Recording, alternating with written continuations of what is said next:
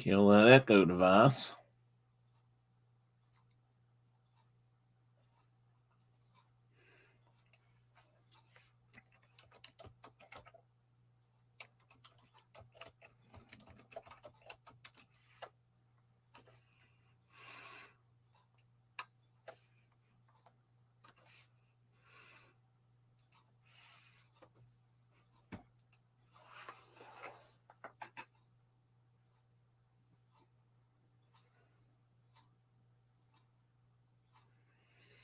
Yes, my door is shut.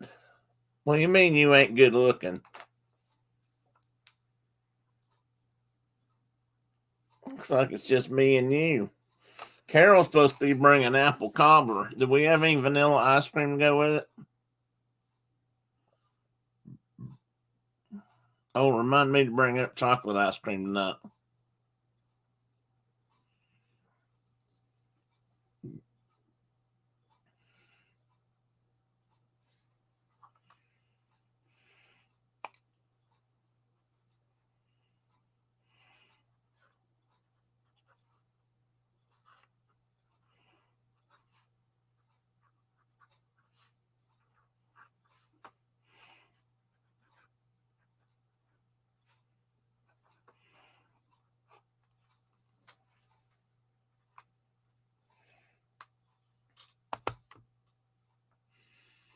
Chocolate ice cream don't go with apple cobbler, Dean. I don't know where you're from, but down here it don't. Thank you, Tina. But you're welcome to eat your chocolate ice cream. Oh, well, I had no, let me explain that, Dean. I'm sorry. I have some chocolate ice cream with Reese's peanut butter cups in it. And I wanted to remember to take that upstairs, but I'd like to have vanilla ice cream to go with Carkey's apple cobbler that she's bringing tonight.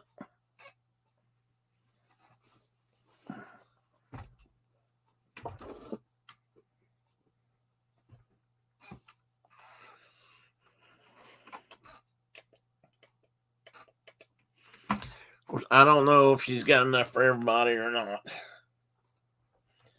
But I told her she could get in free tonight if she brought apple cobbler.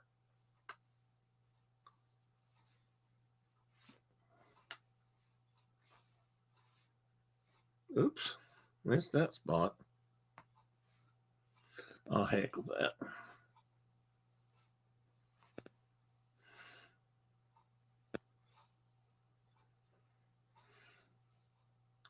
Well, I was a lot better off before when the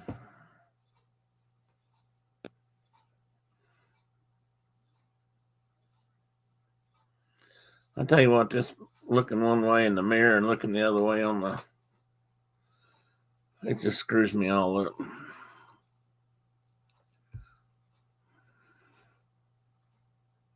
Chocolate goes with everything.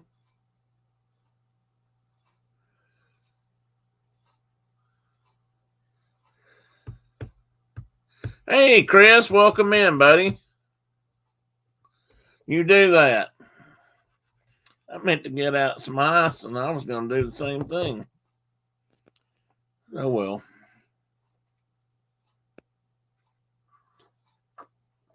No turkey leg ice cream. What do you mean that would be gross? Uh-oh, hockey game warning. I thought they played last night. Oh, Phil's not here tonight. I just realized that. I've not heard from him today.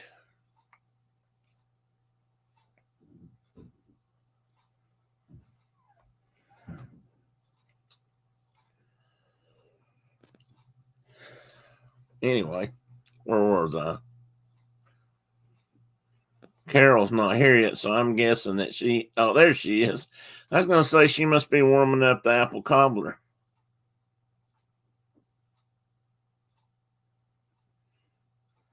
Yeah, how do you like that? Big change from how it was earlier today, I'll tell you.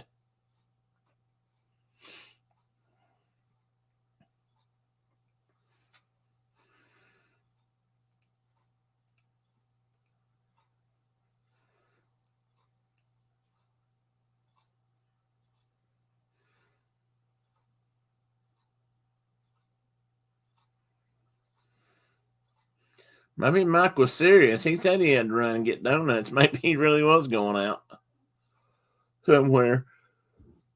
Well, he's late now. Mm.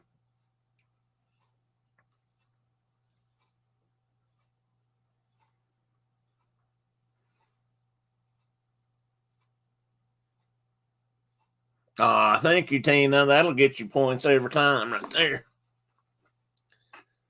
There he is. He drove all the way to the donut shop and they were sold out. Oh, you should have called first, Mike. Then you could have had maybe time to go to another one.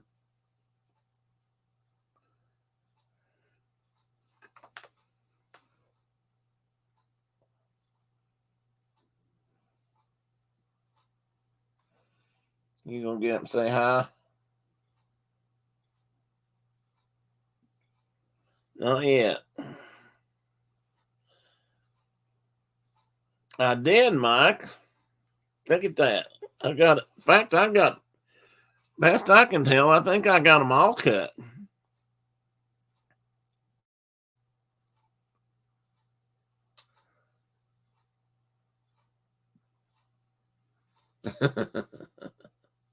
Time to make the donuts. Is there a new laptop under the tree for you? Now, why would you ask a silly question like that? You have a laptop that you never use.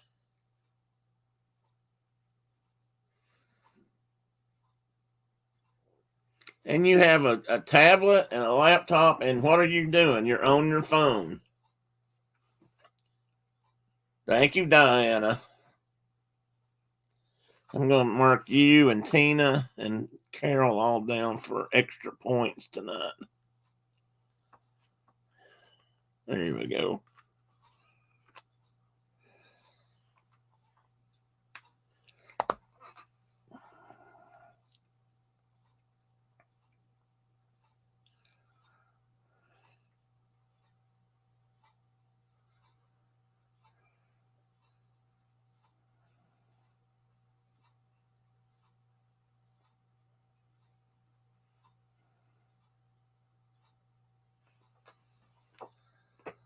Oh, my legs are hurting, guys. Sorry.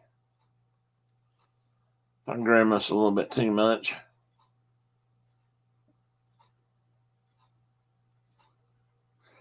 I would say that I was going to wait and see if anybody else came in, but I don't know if there is anybody else. What do you do when you use it?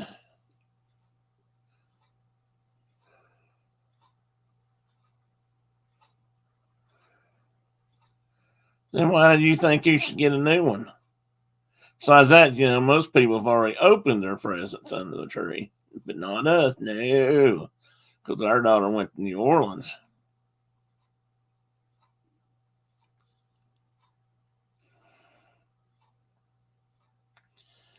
My caps won't work half the time, and the other times I can't get them to stop. Oh, that's Tina saying that. Oh, yeah? Well, when you think it's getting close, you let us know. We'll check on it. We'll measure. Mine's probably about as long as it's ever been right now.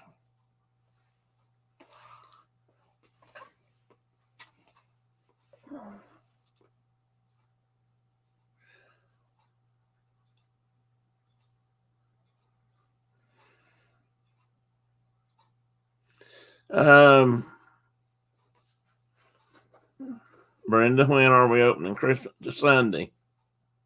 Tina.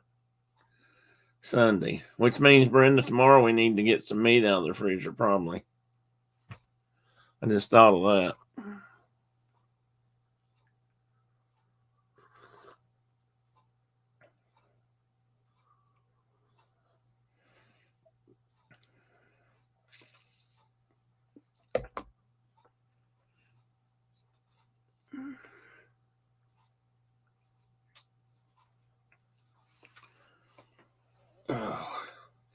Yeah, one of our daughters decided that they were going to go somewhere for Christmas and told us at the last minute. And it was sort of like, oh, by the way, we thought we'd do Christmas at your house on the 7th of January.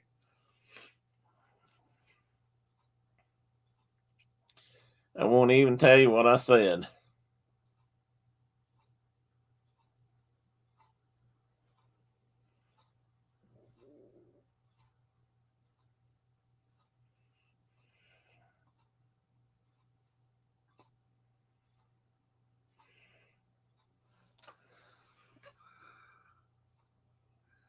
Is Mike insulting my guest, or is he? What is he saying to people? This year we're sucking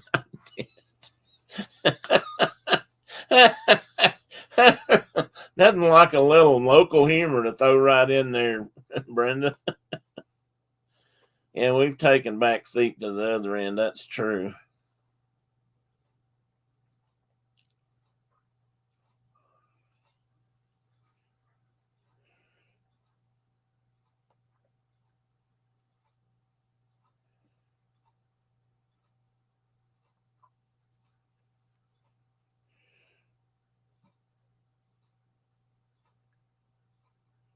The 7th is Little Christmas, Tina. Really strange though. Tina is missing from who's missing? Who can't see Tina? That was the other night. Somebody said that too.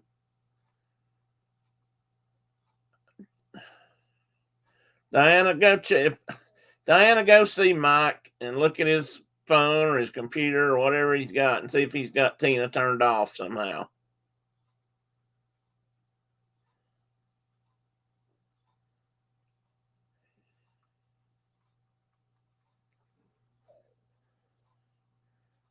I know this came up the other day. She's not blocked on my. I don't have her blocked on anything.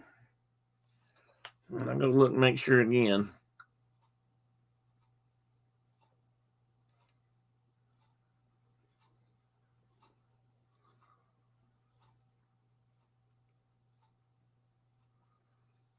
I bet he's got her hid on this channel or something.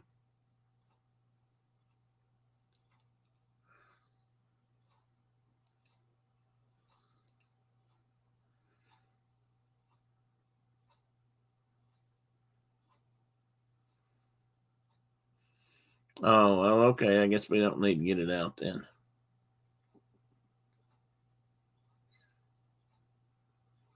I know I can. I was just looking to make sure I couldn't. Somehow I hadn't done something, but I'm just trying to see what he may have how he may have you turned off, and I'm wondering if he's got you blocked on his, just got you marked not on this. I don't know.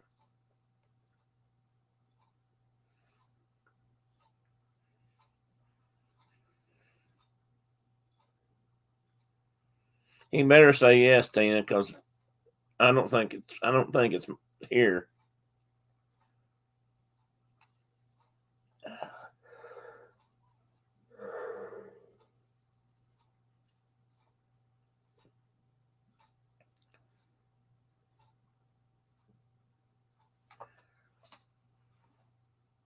You talking about Mike? Yeah, tear him up, Tina. Mike, what I was saying was, if you go to, like, on Tina and you click the 3 dots out by her name, there is a place out there that says hide user on this channel, and maybe you've just got her turned off on your screen. I don't know if that's how that works or not.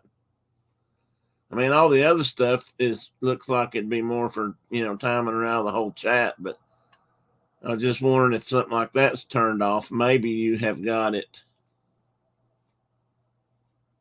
just turned off on your screen, or maybe you can't remove her. That would show up.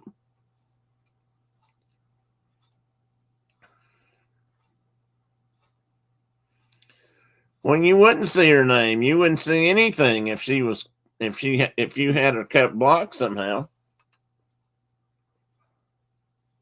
Okay, Mike, you come on down. Let's see. When should I get the donut? Sometime Saturday? You'd be here, but so they'll be fresh when you get here.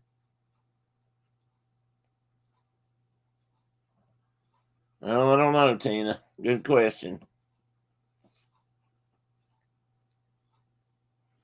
Oh, I see what you're saying.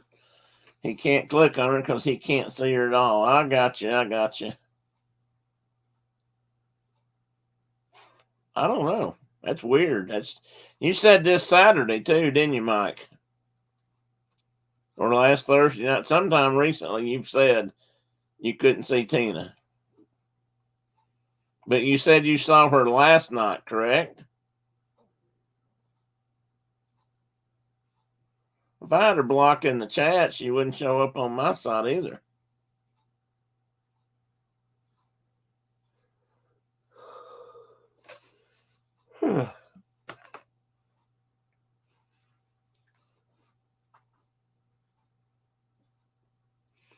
Hey, Mike, Mark, I talked to Mark yesterday, or maybe he sent me a text.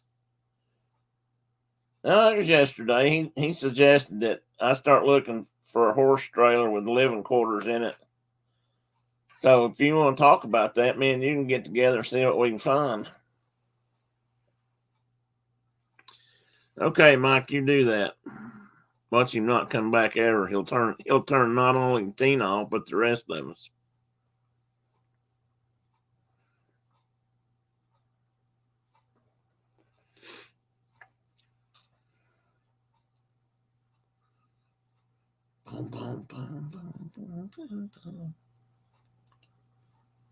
I'll give him a chance to get back in. Tell Mike to click on the three dots at the top of the scroll. Oh, no, maybe that's it.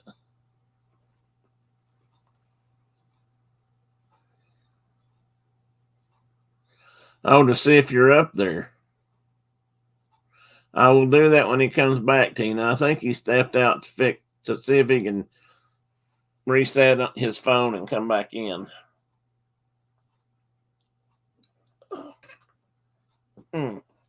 Trying to eat my feet up, and that's making me sit funny. Oh.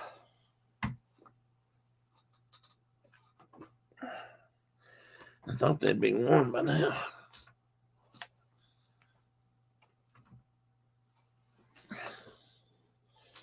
That's a thought, Tina. I didn't think to tell him to do that.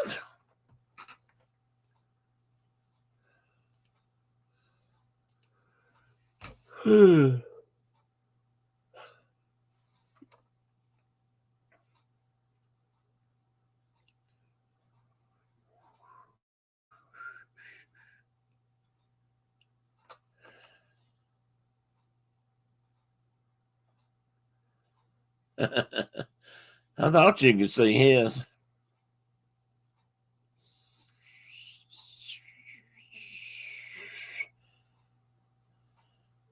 He's on his phone, Tina, no dots. Oh. Yeah, I guess that's true. No dots at all, are there?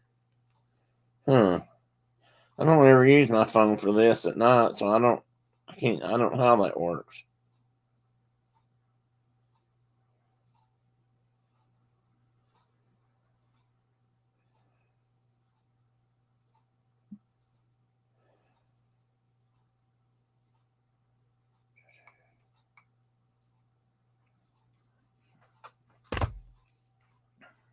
Tina No Dots. Tina's new name. Google says to go here, my account, google.com block list. Ah, you might be on something there, Carol. That's what I was trying to get at a minute ago, but I didn't think about going that route. I was thinking maybe he's got her blocked just on his phone somehow.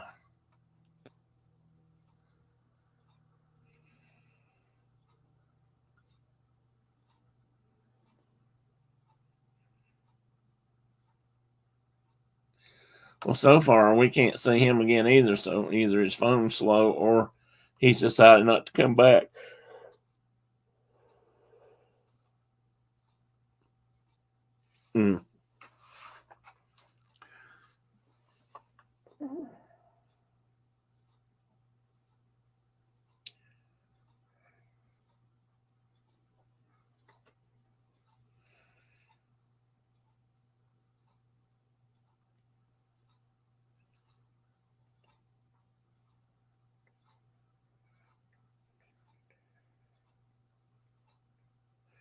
I figured he was down. I was just trying to give him a hard time.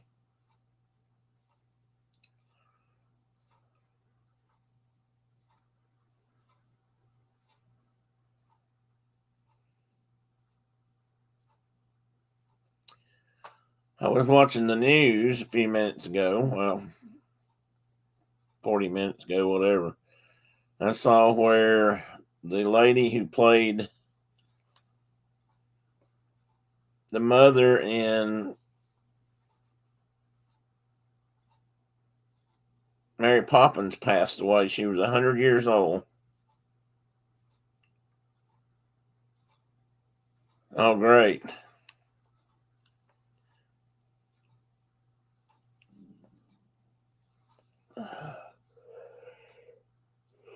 I don't want to know anything about it, Brenda.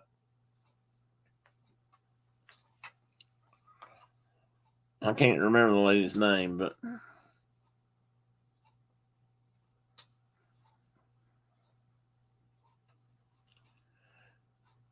yes, I guess it was Mrs. Banks, wasn't it?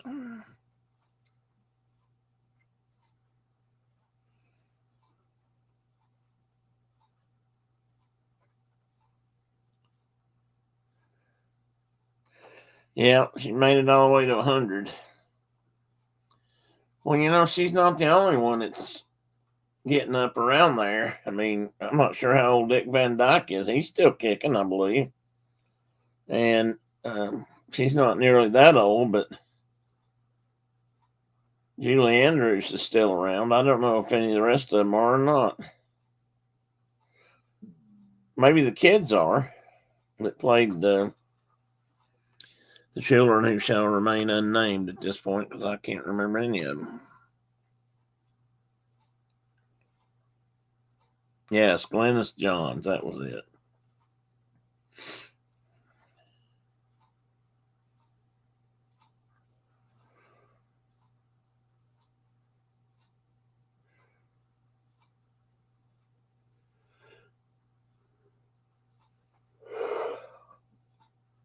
My God, I cannot believe I'm yawning. I've drank a whole bunch of coffee since about 3 o'clock.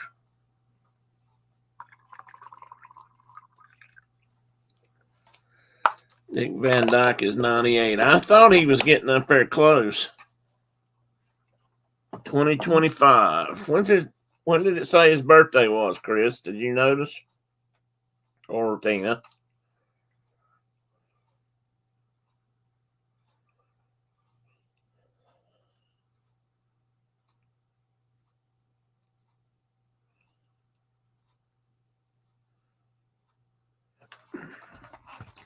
I'm going to look something up. Bear with me just a minute.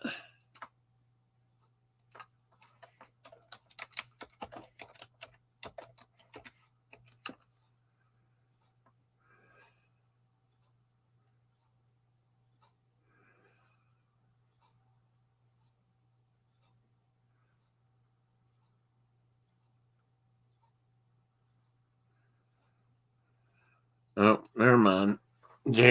His brother Jerry's already passed away. I thought he was still kicking too.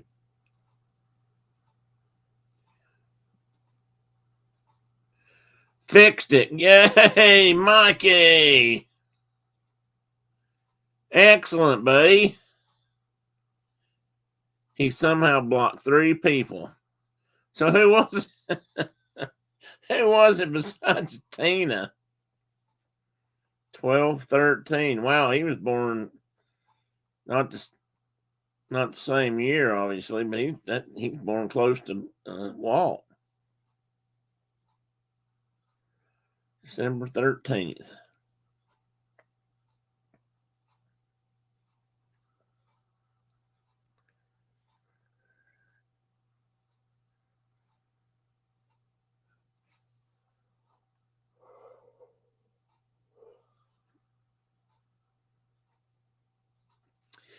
in searching the world of YouTube late at night, I found Dick Van Dyke shows on TV. I think they've got the whole series, not on TV, but just on YouTube.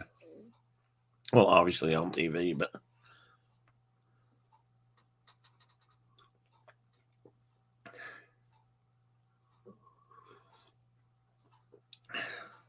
yeah, ask Brenda how she knows that, Diana.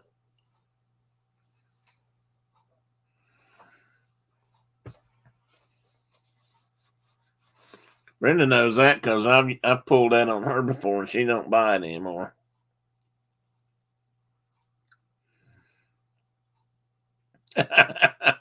Tina, don't confuse matters.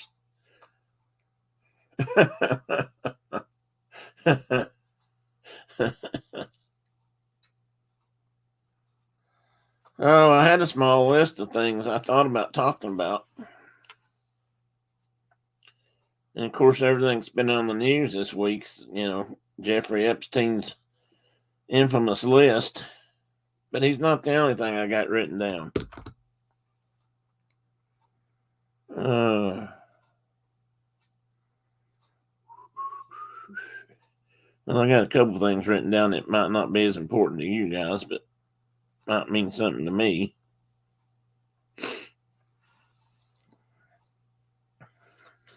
I don't want to jump the gun too much.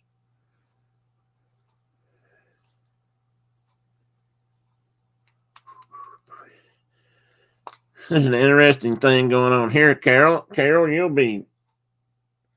Oh man, what is going on? My pen. Hang on, folks. Emergency. Dang, I've dented it there.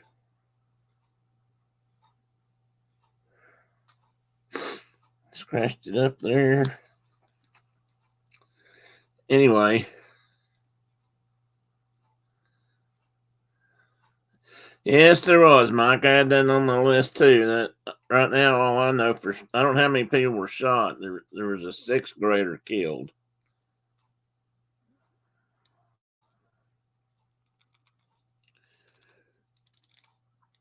I think I saw that too,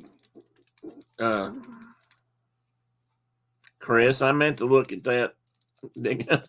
McHale's Navy. In fact, I saw something on there that said the real McHale's Navy. Something about history, a History Channel had something about the real McHale's Navy. So I'm guessing that somebody took exploits from some bunch, and that's how they made it into a show. But not to avoid Mike's topic, because I was going to bring that up too. It was, they said that started this morning, first day back to school after New Year's, and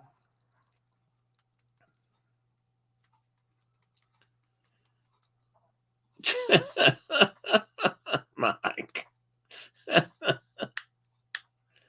Mike says, "That's right, Tina. Make sure you ask for donuts next time when I'm just hanging around."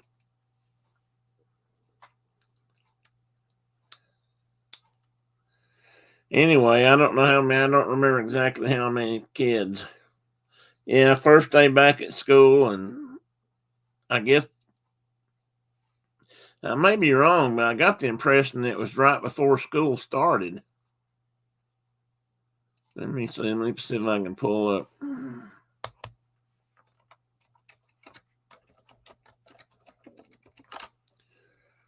One killed and 5 others injured in Iowa.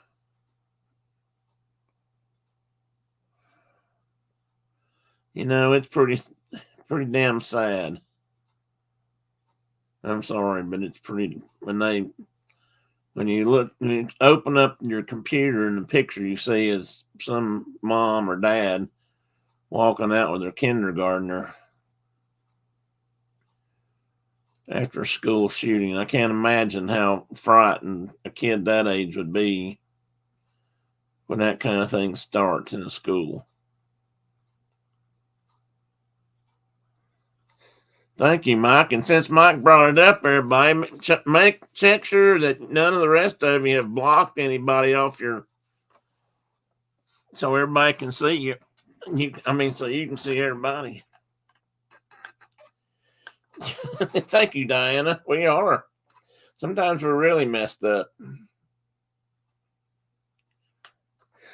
And I don't know what it's. Sometimes I almost wish. Well, Mike, I was going to talk to you about that off the air, but since you brought it up, I'm kidding. I'm kidding. I'm kidding. You're the best, buddy. You know, sometimes I have to wonder if it would be better off if we didn't spread it, if we didn't give them their 15 minutes of fame after them. I mean, I think people they've done, news agencies have done that before, you know, not release names, and that's usually why. But maybe even go further than that, not release the name of the school, or I don't know. How do you do that? How do you regulate that and do your damnedest not to give the perpetrators any publicity for it? Because that seems to drive a lot of this stuff. In the bottom, if they wrote it all down. Okay, violence is life. I could guess who that is. I could be wrong. I'm not sure what good ing means, but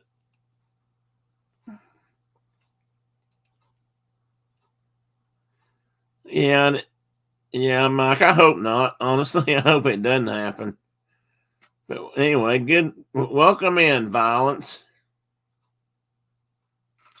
Yeah, Brenda keeps telling me she's going to New Zealand. So I guess if she does go to New Zealand, if I'm not with her, I'll be in Wyoming. Maybe I can live in Wyoming in the summer, in New Zealand in the what would be winter here. What do you think about that, babe? We live up Marks in the summer and go to New Zealand in the spring or in the winter. Just a thought.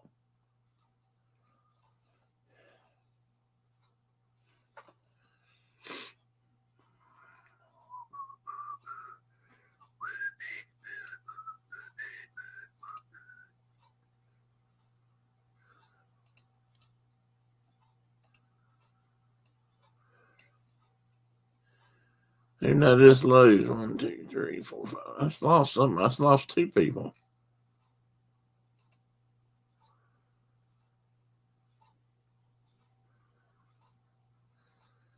Thank you, Tina. I totally missed that. I was looking at something else.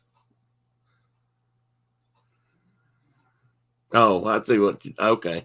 I was wondering if that was Garrett coming in to just see if he could stir something up. I hid the channel. No. Oh, okay. Yeah, there you go. Thank you, Tina. One place I could love to go is New Zealand. Is for the winter. Yeah, I think Brenda's been talking about going down there for a long time. Well, we'll have to get in line and get your passport, honey.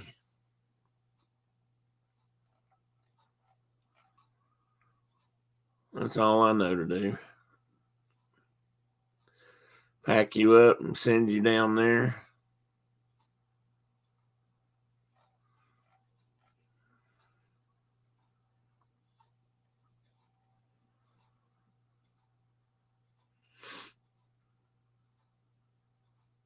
How long does it take you guys to get a passport, Mike? And how much does it cost? I'm just going to compare it to down here. Although they say the time's back down to kind of the normal now, finally. When I got mine, I got mine the year I retired because I was going to go to, I was hoping to go to Canada with Philip on motorcycles. That's when my back started bothering me the most. And so I didn't get to go. I was trying to think how long it took me. It took me at least a couple of months, I'm pretty sure. They're all backlogged right now. I don't know, even want to know how long it's going to take. Yeah, I knew it was at least 150, Tina. I was trying to remember just how much it was for down here. But they got the time back up to normal, I guess.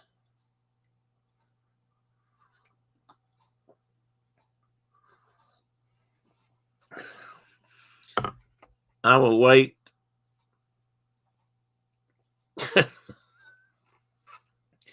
You're going to wear your unicorn outfit to get your passport picture taken. Is that what you're saying?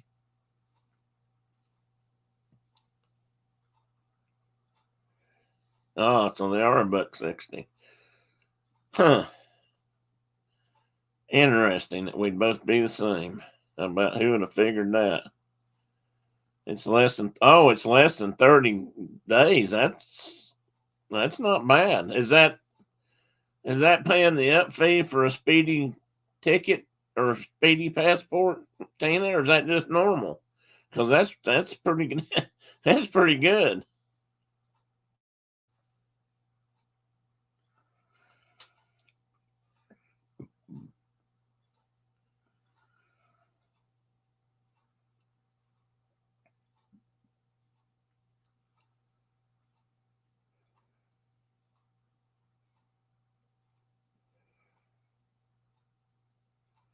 I mean, passports are the same everywhere. Do you guys have to? Okay, I'll get corrected if I'm wrong. I'll say it, and then you guys can. I think ours are good for 10 years, aren't they, Tina? I hope so. And I don't think they cost as much to get them renewed as they do the first time around. Nope, we didn't need ours in less than 3 months, so we didn't pay it. And we didn't even ask, and it came in less than a month. Well, that's cool. That's good. That's really good. That's what I thought you meant, but I just thought I'd double check.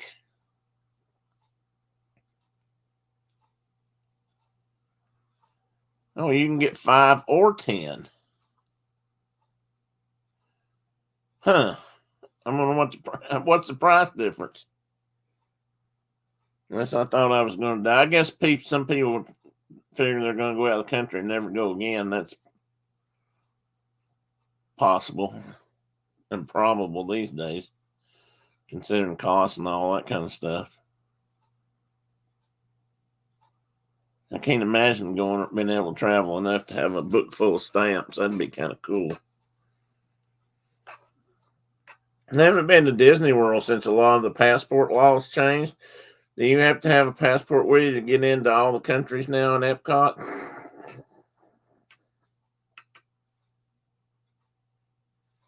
Oh, it's $220 for a 10-year. Oh.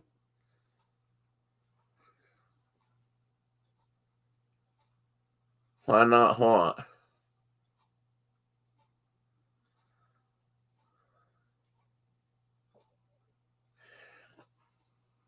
Can we get them for 5 years, Tina? Because I thought ours were just 10 years automatically. See, Carol caught that joke.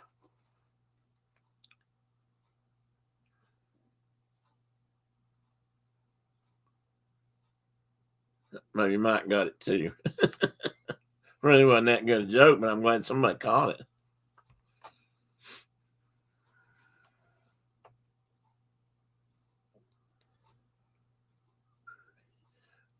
Chris, you still in here? Ain't that down around New Zealand where those pod or the family group of orcas are that? What is it they eat? They specialize in some kind of critter, bottom dwelling critter. Yeah, I think it is. I think it is. See, that's what I thought.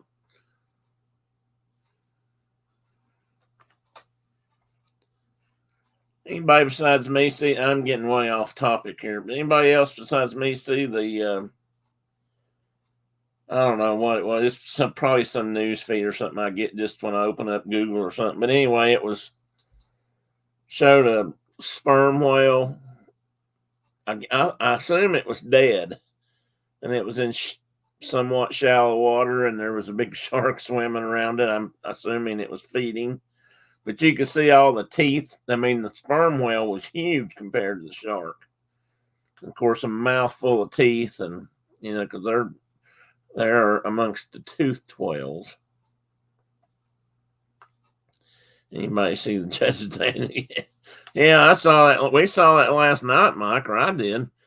I saw something about her today that said she was recovering. She's okay. She's bruised up and, of course, was shook up, but no serious damage. Yeah, you know what, Carol? It happens a lot more than we know. I mean, I don't know if you've seen this, but there's a couple specials on, I don't know, Discovery, History, Animal Planet. I'm not sure where I saw these. Probably Nat Geo, where they were finding great blues, which are still still the most endangered. But the great blues that get hit off the coast of California by cargo ships and that kind of stuff, they just get run into, literally, and the impact just bruises them up so bad that they don't survive and they end up getting washed into shore. Yes, I saw it and said, I was so many years old when I found out sperm whales had teeth. Yeah, they're different. They don't filter feed. They go down in the deep parts of the ocean and catch those giant squid. That's what they feed on. And they just grab them in their tushies and bite down on them. I bet he has then, Carol. It's helping in one way. It's showing that it's a problem. And they get to show, what happens to the whales. So they get publicity in that regard, but it's not good, and I don't know what they'll be able to do about it. Maybe they can I'm not really being funny, but it may sound, maybe they can put some kind of whale horn on the front sonar. If they can figure out how to speak to the whales, maybe they could put a sonar ping on the bow of those ships, and maybe they could get out of the way in time. He wasn't an inmate yet, but I bet he is now.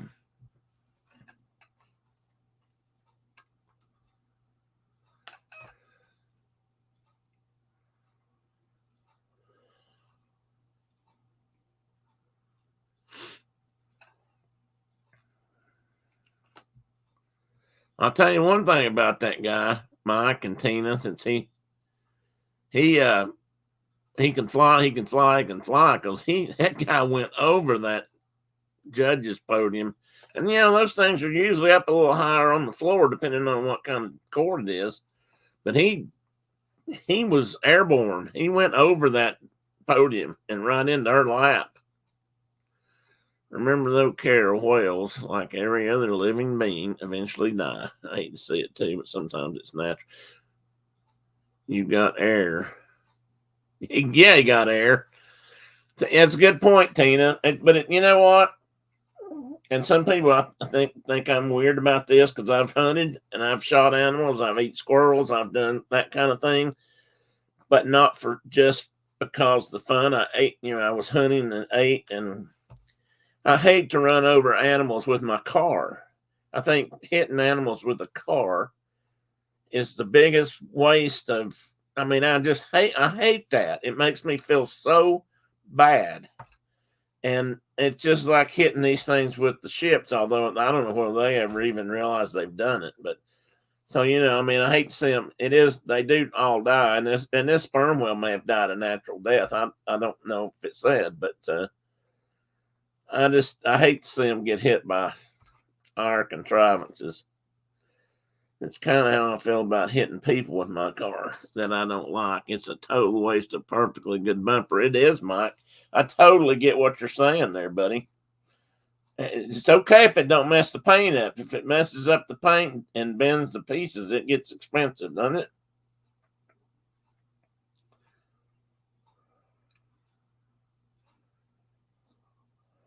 You Canadians not put those big pipe bumpers on your trucks and things to, so you can knock them out of the way. I stopped a bunch of shoplifters. You did? Cattle pushers. Oh, that'll work. Okay, I just watched it Attack on the Judge. Whoa. Yeah, isn't that something, Carol? If I get another stupid truck, it's going to have a big bumper on it. I think it should. No, wait a minute. You can't just say something like I stopped a bunch of shoplifters and then move on to your stupid trucks. What do you mean you stopped a bunch of shoplifters at your local 7-Eleven?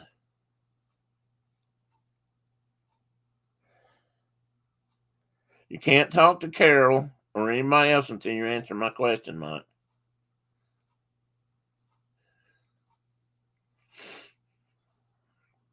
It's my show, and I'll put you in timeout, young man. I went to 7-Eleven Christmas Eve to get a liter of milk. You Canadians and your metric system.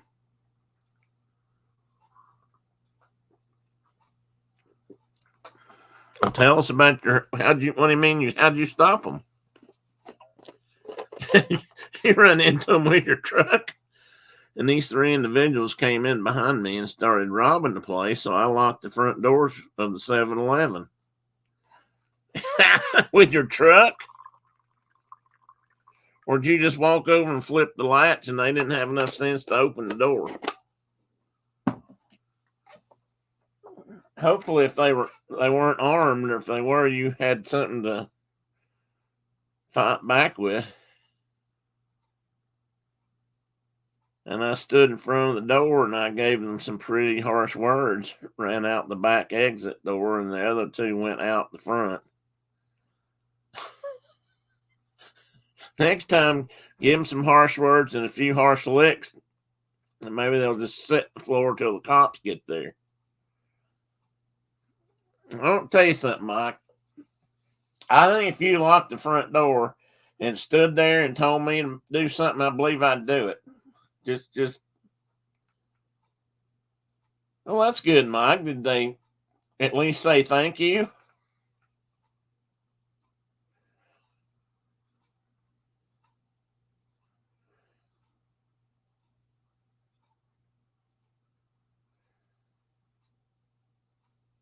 Hey, Mike, you're not gimpy and old like me yet, but I've been looking and I'm going to start practicing, learn how to do cane fu with my cane. There's all kinds of really cool martial arts you can do with a cane, walking stick. I'm not saying you should be violent towards anyone. I'm just saying. Yes, the two girls were very happy that I stood up for them. They were getting assaulted verbally, I'm sure. Can't watch people getting abused like that. No, I'm proud of you, Mike. Good for you. Good for you, buddy. Down here, the problem with that is we get shot.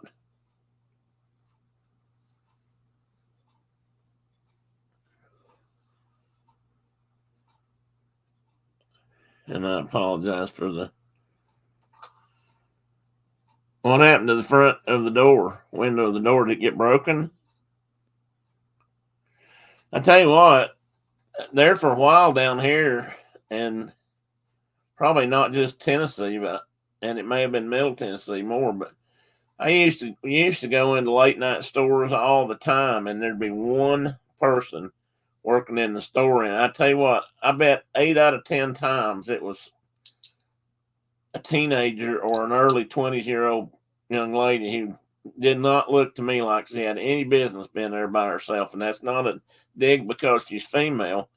I don't think any person should be there by themselves at night, much less a young girl who's going to get bullied. And let's be honest, most of them probably aren't carrying or know how to defend for themselves in that regard. Anyway, it's bad.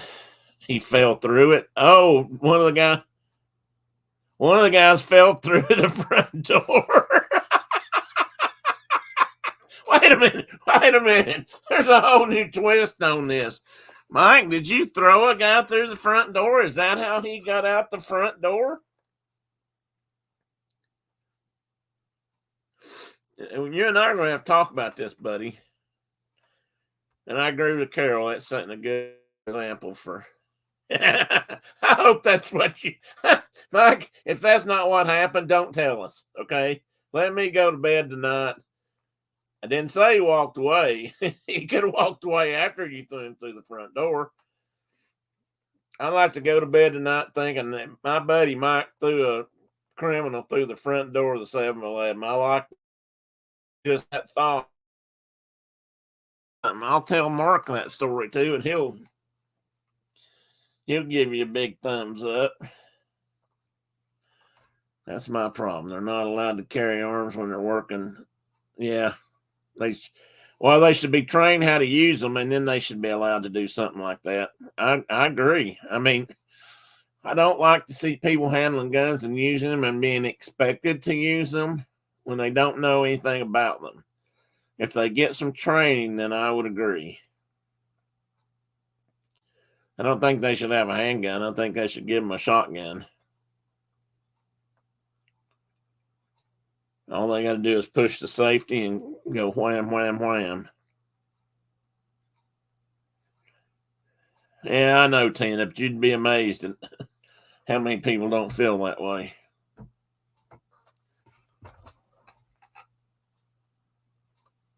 But I do think you're right. I think they should be allowed to, especially if they're working there late all by themselves. Car key is he fell through the front door anything like Bob Ewell fell on his own knife? Handguns are easier to handle, especially for women. Yeah, but they're more likely to hit them with a shotgun. And chances are, if they pull a shotgun on them, they may not have to use them anyway. They make shotguns now pretty small and handy.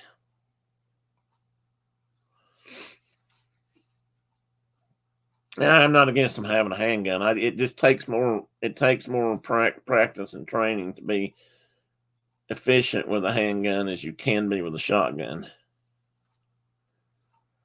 I told these three guys at 7-Eleven if they were holding anything in their pockets, it would be their last day on this side of the earth. God, go get them, Mike. I'm gonna write. Send me the name and the number of this 7-Eleven. I'm gonna write to them and see if I can download the security camera footage, buddy. That's a quote from To Kill a Mockingbird, which is what Mike said.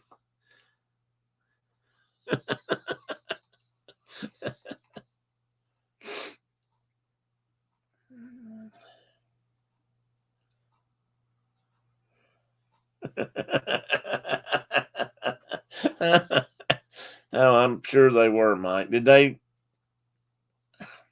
Yeah. I was going to ask you a question. You're too modest for that anyway. You know what the sad thing is? They even offered to buy the stuff for these three individuals, and they were still calling them names. You offered to do it, Mike? You offered to buy it for them, or they did, or the store did? Why is Chuck going good night? Did I upset him, or is he just going to bed? If he doesn't like shotguns, I didn't mean to offend. The store girls did. Well, good night, Chuck. What jerk some people are just. Yeah, some people aren't. Honestly, this is the saying we have down here. Some people just ain't worth the price of a bullet to kill them. And I hate to say that's not a nice thing to say, but some people ain't. That's just all there is to it. Hey, buddy, you want to stand up and say hi, or you just telling me to move my arm?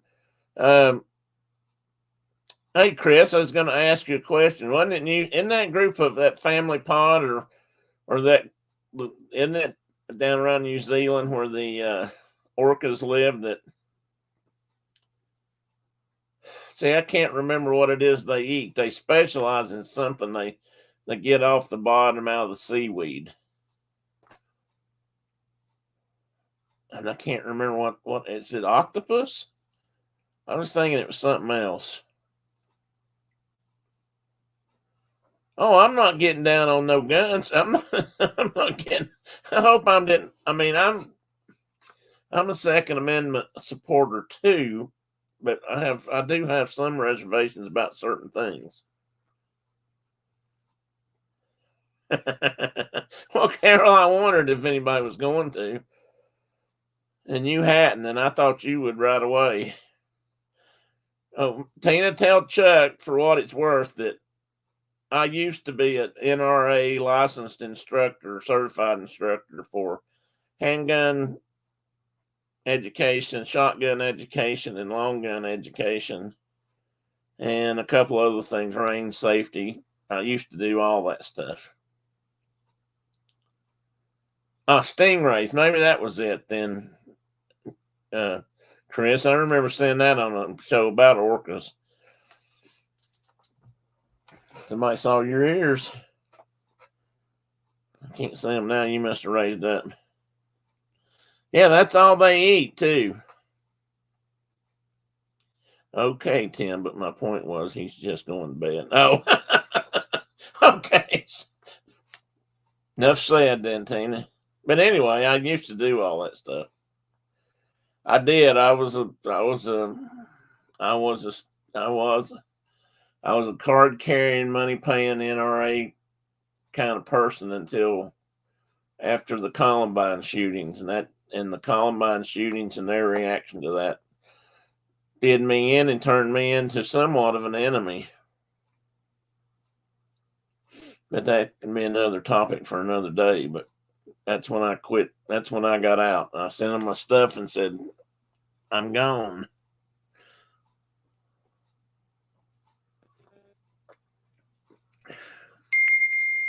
As in fruit dessert, Diana.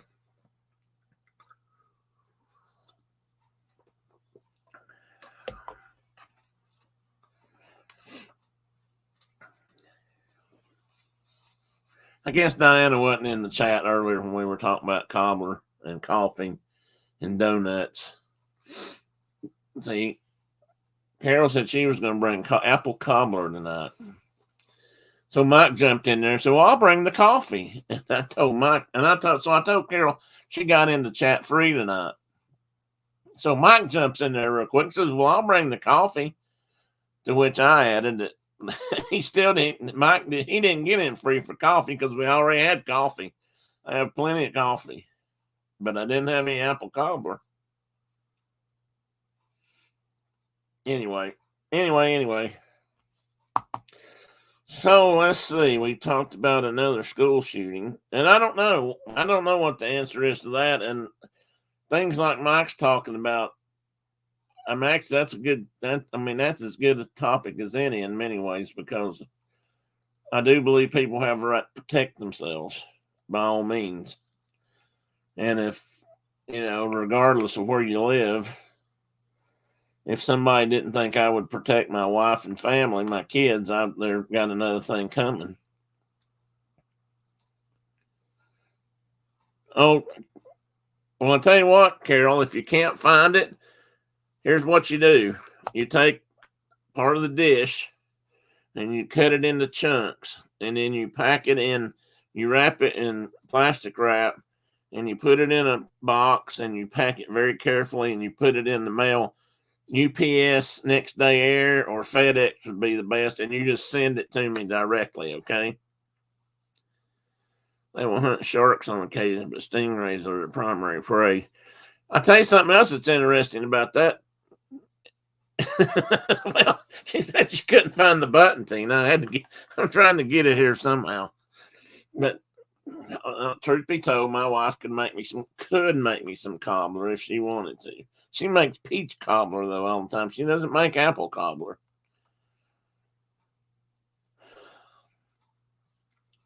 Another cool fact about orcas is that they, some groups at least, prey on and feed, I don't know if it's exclusively, but on white sharks. And all they eat out of the white shark is the liver, Chris? And I've seen that on TV too, and they can literally eviscerate those sharks and just almost like surgical precision and take that liver out and eat it, and then they just let the rest of it float away. Our last homicide here in the city was 2023 was a man who came from Ukraine. He was standing at the bus stop. He was robbed and stabbed and bled out to death. Just did they catch who did that, Mike? That's a hell of a note, isn't it? I don't know if he's been here a long time or if he escaped from Ukraine or managed to get out. But to end up, oh, you bought some more peaches. See, Carol, she didn't buy apples. If he was allowed to carry a weapon, could that have been prevented? Maybe. I mean, I would like to think so.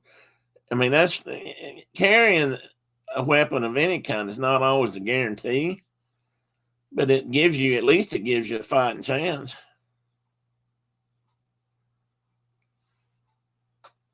Mike said, trying to get away from war and you come to Canada and you die and leave your wife and child. Yeah, and that's something. More deaths are prevented by guns just by known statistics than have caused other than war. I'm probably going to agree with that. Somebody came out with some statistics like that, Tina, recently, and they really had them twisted.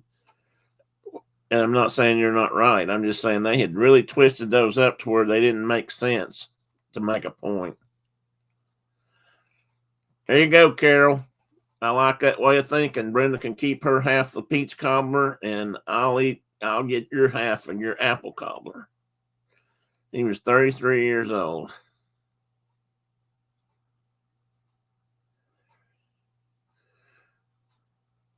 Now he brought up how by the way, hey, by the way, we have clownfish eggs. Yes, we do. I don't roll out the dough. I just make easy cobble the way my mother-in-law made it. Yeah, you'll have to share that. You have to share that recipe, Brenda. Carol, it's a cuppa. Well, I thought she did too, but well, I'll be honest with you, Carol. She may have because they didn't. Nobody saw them do it. I mean, they did it in privacy apparently. What did Tina say? Okay, I got that one.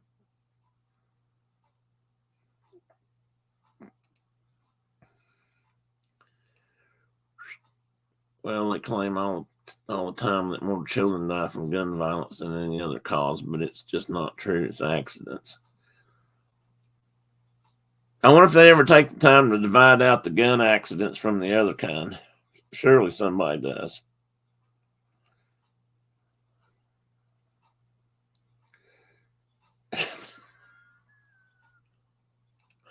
Oh my God. Everybody up to date on their, this could get deep here. Everybody up to date on their parental consent forms. I did. I gave him the sex talk, told him to go right ahead, whatever felt good.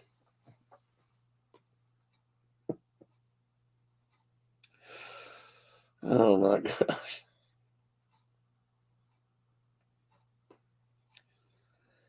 Oh me.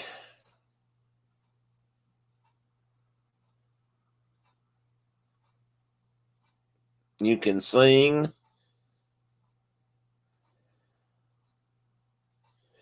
I don't know if she actually meant little ovules. I think she meant eyeballs. Chris, I'll have to share that orca info with my daughter. She loves stingray. Well, you know what? It's a circle of life, Carol. Everything in the ocean is somebody else's food. Even the giant whales get eaten by the sharks and the crabs and the other things once they die. That's not fair, Brenda. We've had grand dogs and grand cats for years. Although these will be the first right here at the house, I guess, born if they make it. We've had clownfish before, but this is the first time we've ever had eggs, so we're pretty excited about that. And you can look in the tank now and see them. They got all their little eyeballs are showing.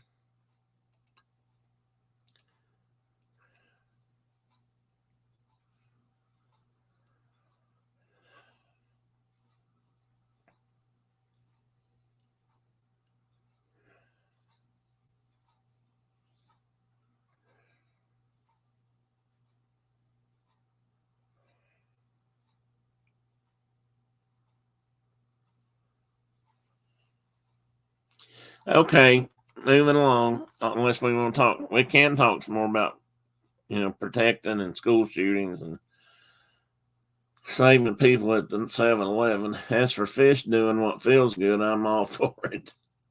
It's cool to see their little eyeballs in the egg sacs. That's what you were trying to say a while ago, wasn't it? Thing is, their eyes look almost as big as the egg sacs do. I think the eyeballs are the biggest, must be the biggest part of the whole thing right now. Or the whole developing fish. You can't see any fish. It's just an egg sac with eyes.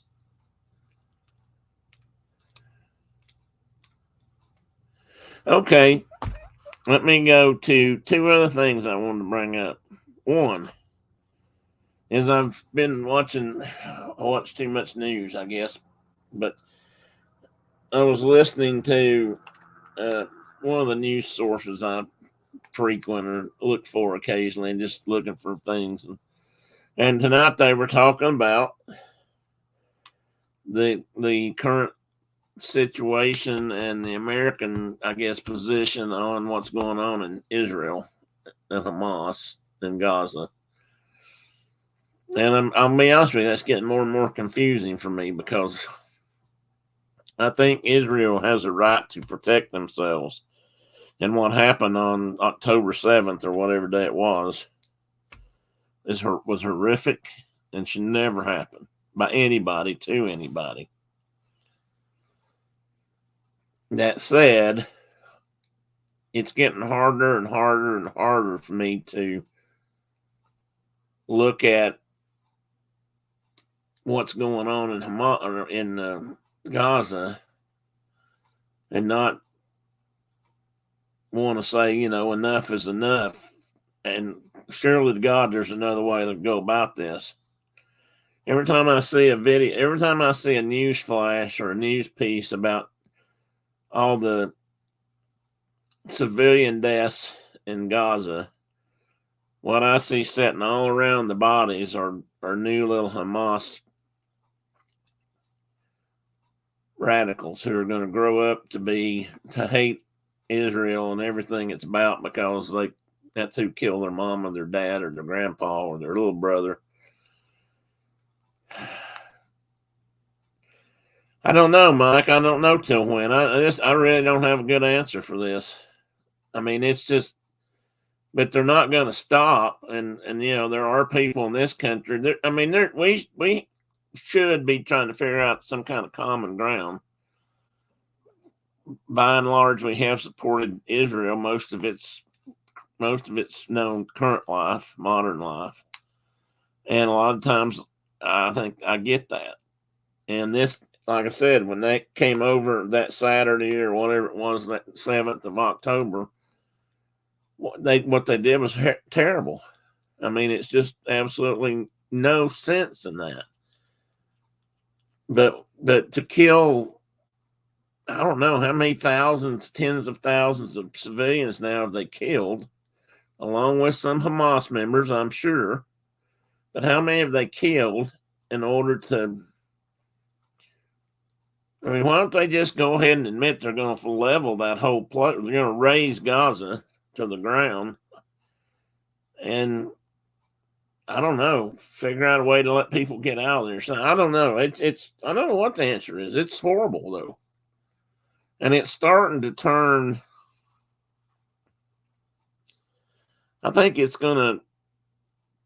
I don't know. I don't know how it's going to turn. To me, it's getting harder to support one over the other, because I can't honestly say I am a supporter of any terrorist organization like Hamas. If that's their main goal in life, then they don't deserve to be around. But I don't know how you justify killing everybody in there and saying, I mean, I realize that Hamas is hiding behind these civilians, but is that really a reason to kill them all? And what's happening to the United States is, and I'll say Biden, but it wouldn't matter who was in charge. Honestly, I don't think it would. If you don't support one over the other, there are people in this country who are going to take offense to that, because we have both religions and both groups of people in this country, and rightfully so. Like I said, they're making more enemies now. I think the next couple of days, everyone's standing on the edge of a cliff. It sure seems that way, doesn't it, Mike? But there's only so many people there. Hamas uses their citizens. It's not Israelis' fault. I don't think that part is not Israel's fault, Tina. I don't disagree with that. But I think it is Israel's fault if they just continue to kill all those civilians to get to a handful of Hamas. There's got to be another way to do it. I mean, lock the place up. You know what? I thought it was nuts, but they said they were going to flood the tunnels. If that's the problem, the tunnels. They said they were going to flood the tunnels, and I thought that was nuts. Maybe that's what they should have done, because won't nothing run rats out of a tunnel quicker than putting a water hose down in it and turning it wide open. I promise you that. They'll come out somewhere, and if you're standing there waiting on them, I don't really have a problem with you getting them all. And I won't go into any detail. But just to blow a building down that's got people living in it, to get to the bottom of that building to say we got the tunnels, it's hard for me to justify that. If they flood the tunnels, a chance of killing all the hostages. Yeah, I know, Mike, if they're even still there or still alive. I mean, they don't even know. What they should have done was finish the negotiations to get the hostages out of there and then flooded the tunnels. Of course, that's why they won't release the hostages or let people know they're all dead. I mean, Israel even had to admit they shot 3 of the hostages because they're just so... They're not bloodthirsty, but they're not going to take a chance, I guess, on anybody coming out there. So, I don't know. I really don't know. I watched some of the college campus protests that have been going on recently. And it's like on one side of the street, you got a group of Israelis or Jews on one side and people who support them from this country. And on the other side of the street, you got a group of Palestinians / Arab speaking people or Arab people and other Americans who support them.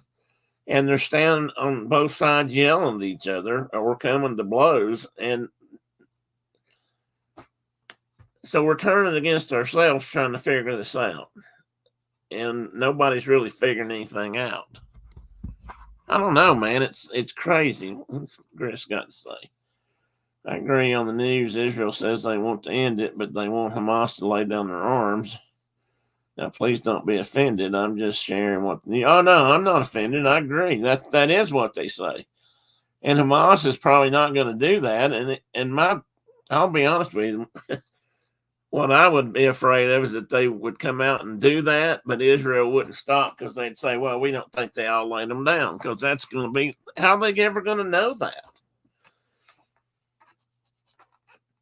At this point, if they flattened everything there and killed everybody there and they just scorched earth the whole Gaza Strip, so there wasn't anything living moving there, would they still have gotten them all? I doubt it. I really doubt it. I think they'd pop up somewhere because they've already gotten away. Well, Brenda, it might, but you know what? They desalinate a lot of the water over there anyway, so they can fix that.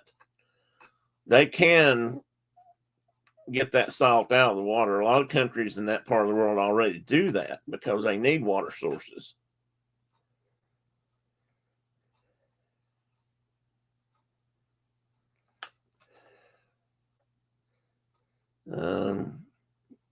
Tina, I hope I didn't shut you up.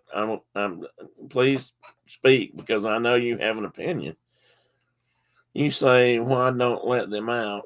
You say, why don't they let them out? Israel gives them plenty of opportunity to leave. Hamas won't let them go. Well, I know that's true too, Tina. And Hamas isn't going to let them go until they know Israel's not going to just drop another big bomb on them. I don't. That's why I say I don't know how you fix that. But Israel's going to keep dropping the bombs, and they're going to keep killing everybody until they're gone. At least that's what they hope. I mean, and if I lived there, maybe I'd be the same way.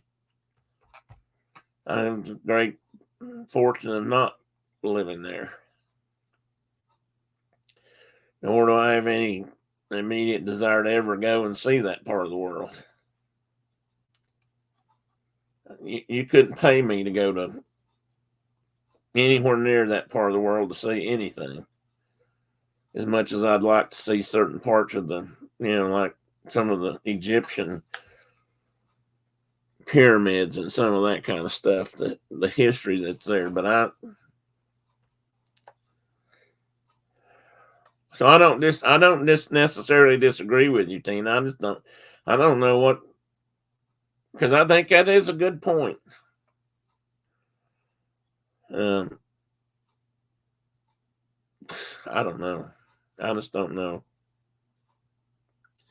I just know it's not getting any better, and it's not doing us any good either. Let's see. Not to take away this topic, but the U.S. Navy is dealing with the Houthis in Yemen. Yeah, they are, which worries me too, because that's gonna end up getting us more involved. But I'm glad they're doing something. I mean, the Houthis don't have any business throwing missiles up at people either, or drones. Let's see what Tina said. Did you hear about the aid trucks that were going in from the UN? All the aid of meds and food, etc., was overrun and taken for the use of Hamas, and then it went to the people. Well, that didn't surprise me either. I don't like them. Don't get me wrong. I don't like Hamas and their politics and their people. I don't have any use for them. I'm not saying that. That's why I said when they all put the water in the tunnels and when they all run out the other end, just shoot them all. I didn't say shoot them all, but I was alluding to that. And that's an old trick people use here in the country. If they wanted to get a groundhog out from under the house, they'd stick a water hose down in the hole and fill it up with water. And a groundhog, just so happens that groundhogs can't breathe underwater, so they'll come out. They've always got another tunnel. They've always got an escape tunnel, just like Hamas does. Maybe that's what they need to do, study groundhogs. And, get them when they come out the other end. So I'm not saying we shouldn't do away with Hamas. I wish we could figure out a way to do it without just killing the citizens that are on top. And I say that figuratively. I know it's not that direct. But it doesn't make me a damn bit happy that we've got to get in a fight or an argument between them and what's going on in Ukraine, because I still 100% support the Ukrainians in their fight. And I hate that we're having to pick, and right now I'm not doing a damn thing for either one of them. Yeah, Chris, I think you're right. That's because they've got the military buildup and background to do that and supply all those rat bastards with everything they need, and they're getting all their stuff from either the Chinese or the Russians. I don't know if they're getting anything from Russia right now, because Russia's having to, do everything they've got with what in Ukraine. But like I said, Israel is trying to limit their death toll with their military. That's why that's probably, I'm sure that's one way they look at it. I can see both sides, but I don't like either side is doing. I agree that there isn't an obvious solution. I can't stand the idea of innocent people being killed. That's my problem, because there are a lot of innocent people getting killed. Hamas claimed that Israel hit a hospital and killed 5,000. It's been proven that it was a parking lot and nobody was killed at the hospital. Hamas makes claims all the time. And some people are going to believe them, some people aren't. I mean, not picking on you, but you obviously don't. And honestly, I don't think I do either. But yeah, some people are going to believe Hamas, and some people are going to believe the Israelis. I don't know. I don't know. I don't think when it comes to that, Tina, I honestly don't. In my heart, I don't think either one of them has a damn leg to stand on. To put civilians above your headquarters or whatever to use them as shield is totally wrong. But to kill all the civilians to get to that bottom 8 or 10 that are hanging out down there, or 20 or 30 or whatever, that's not right either.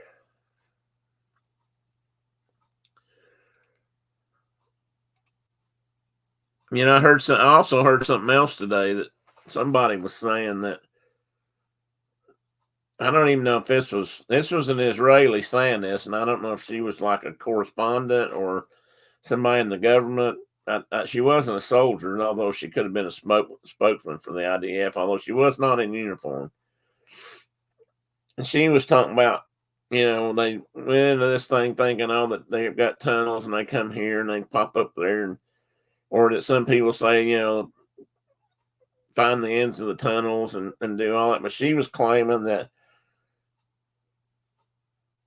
I don't know if she was claiming they proved it, but she was saying that, some people now believe that Hamas has a tunnel entrance under every hospital, under every apartment complex, under every other house. And she just listed more and more and more and more. And pretty soon, it's like there was a tunnel popping up everywhere. And I think that's probably exaggeration too. I don't know. Tina says, so is Israel supposed to lay down? No, I don't think they're supposed to lay down their guns, Tina. I just think I don't know. See, I don't know. But no, I don't. I think they have a right to protect themselves. And yes, getting rid of Hamas is protecting themselves.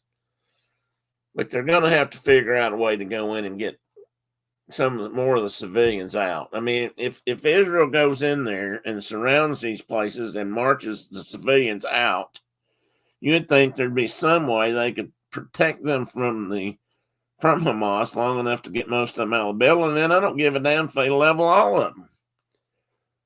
But it would be so nice if they were able to help them get out. No, I'm not saying they shouldn't protect themselves any more than we would, and we wouldn't. I just think they need to try to figure out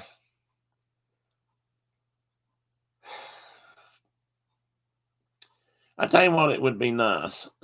This is never going to happen, but what would be nice would be for countries like Iran to legitimately help go in and rescue people and not just supply them with military weapons. And of course, honestly, I could say the same for us to a degree. They took over 2 years to plan this. There could be tunnels under all. Yeah, there could be. I mean, there could be, Tina, and there could be tunnels halfway up Israel for all I know. I mean, apparently they don't know.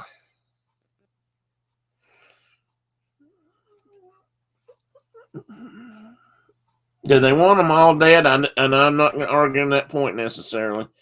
Do they want that more, or do they want their homeland more? Do they want a homeland? And I think they have a right to have one too.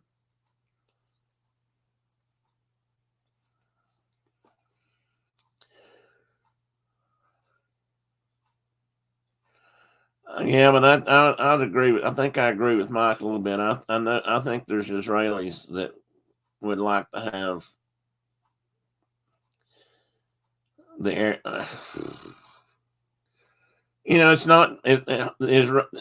Palestinians aren't even necessarily Muslims. They're Arabs, and that's not always the same thing.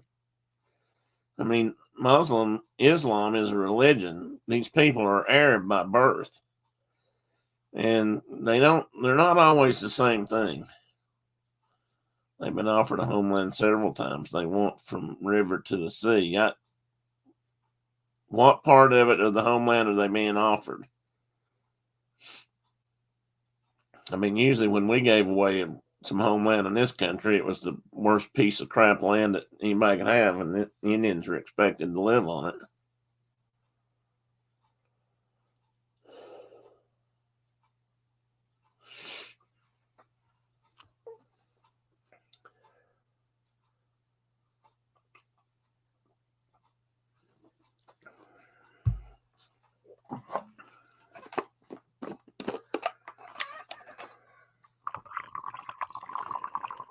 Guys, if anybody wants to stay, I'll stay longer and we'll talk some more. Okay. I always say that. And if anybody needs to go, I understand.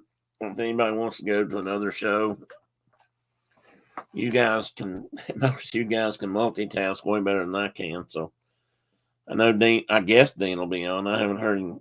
They didn't hear him say earlier, but he was in here earlier. Tim, I can't type all that, but Jordan, Egypt, Syria, and several others have offered since the 60s. Okay, I tell you what, Tina, I'm going to try to work on that. I'm going to see. I'm not doubting you. I'm just going to look it up and see exactly what I need. Obviously, I need to know more about it. He will be on in 5 minutes. Okay. I'm not trying to take up his time. I just want to. I hate to always stop in the middle of something if we've got something going. And let's face it, we're having a pretty good conversation. So I think.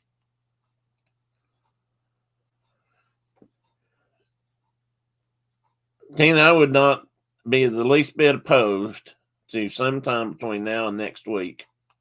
If you are up for it, maybe we can get together online and talk between us and put some talking points together and just compare notes, and then we'll talk about it on Thursday night. If you're amenable, whatever the word is. Carol, help me with the word. Did Kay come? Hey, Kay, welcome in.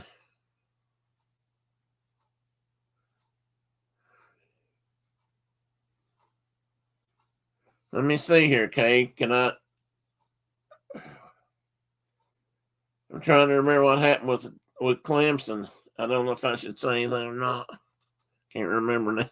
I watched the game too. Or I'll give you my phone number. Phones are more reliable. Well, we can do that too. I'd be more than happy to do that.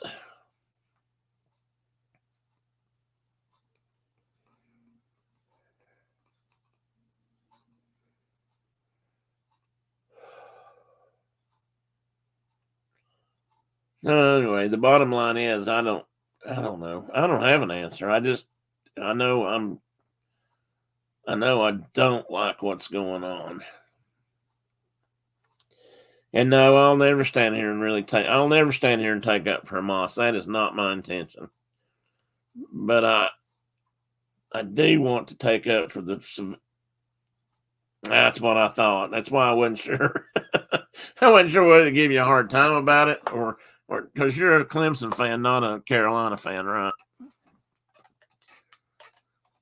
Yeah, we're talking about why the sky's blue. That's right. That's right.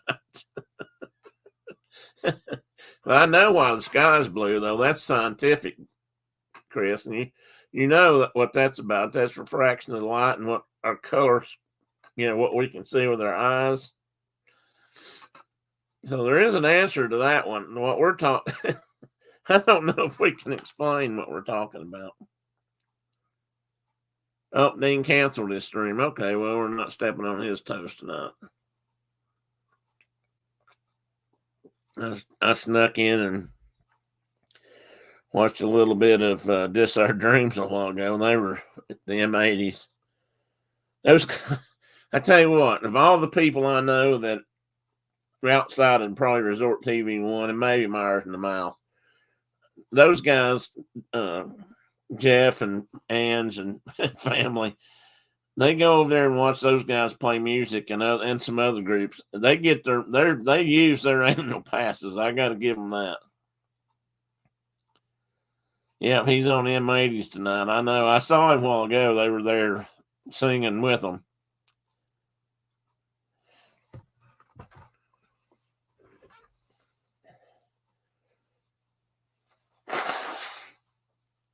Excuse me, guys.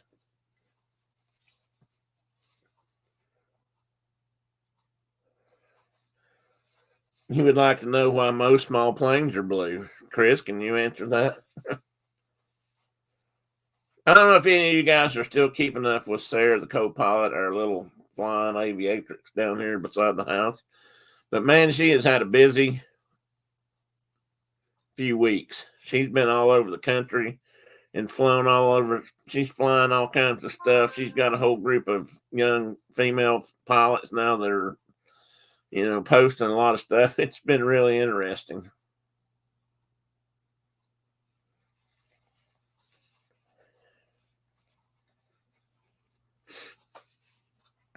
And I can't say that Jeff's a great singer, but he sure does enjoy singing with them. I'll tell you that. I can't sing. I couldn't carry a tune in a bucket, and he's much better than I am. But I like the fact that he gets in there and just lets her belt. Him and, well, I don't know who I was with him tonight, but I think, what's their boy's name?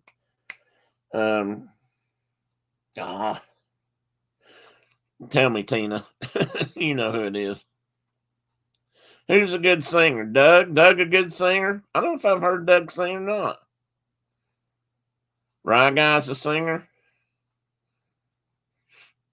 Oh, you're following Sarah Carroll. Good. I'm glad. She's really doing well. Sad thing. It's probably been a couple weeks ago now, and I don't know that it made. You might have seen something, Carol, on here because of Sarah, but there was a local lady died. Her and her father died in a plane crash. She was flying they were going somewhere to get something on the avionics checked out on her plane, the autopilot control, and they had a crash. They crashed and both died. And Sarah knew her, but she wasn't, she's quite a bit older than Sarah actually, but she was sort of in the same process of learning.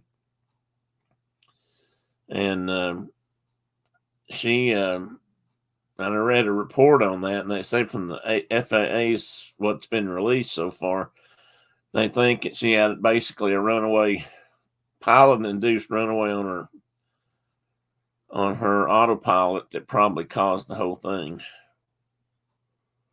Why are you saying good night, Brenda Sue? You have no reason to say good night. It's somebody else leaving.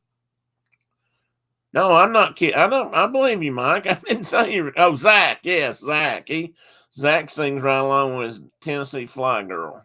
Yes, I believe that's right. No. Oh, that was, she's the one that passed away, I think, Chris. Sarah's just Sarah the pilot. One word. But she's got another friend that lives, I can't remember now, somewhere up towards New York, I think, her name is Tail Dragger, which I think is really cool. I love the fact that there's young people out there flying old stuff, or at least tail draggers. She's got some neat stuff to fly, I think. Handy. Another friend of hers from New York, who I believe they figured out was the youngest certified pilot in New York, state of New York, back last summer. Anyway, so I took Walter to the dog park today. There's a section off area for big dogs in the second. There's a section off area for big dogs. In the second one, for little dogs, there was no big dogs in his area. So he had to play all by himself, Mike. That's sad. Oh, no. So Walter scaled the fence to go play with the other dogs in the small dog park. Good for Walter. He's just trying to be a friend. So when you take the Bassets over there, where would they be? Big dog or little dog? Mike, what part of the... Yeah, there's Sarah the pilot. Walter loves to play with everybody. Well, good for Walter. Brenda, did you give us a reason why you were thinking you should leave and go to bed? They're one of the little big dogs, yeah. Bloodhounds, one of the bigger little dogs, or little bigger dogs.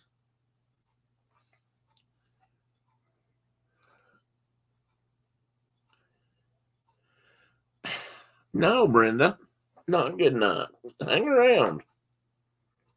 You just don't want to talk to nobody? Stuck up. Go on, just go on then.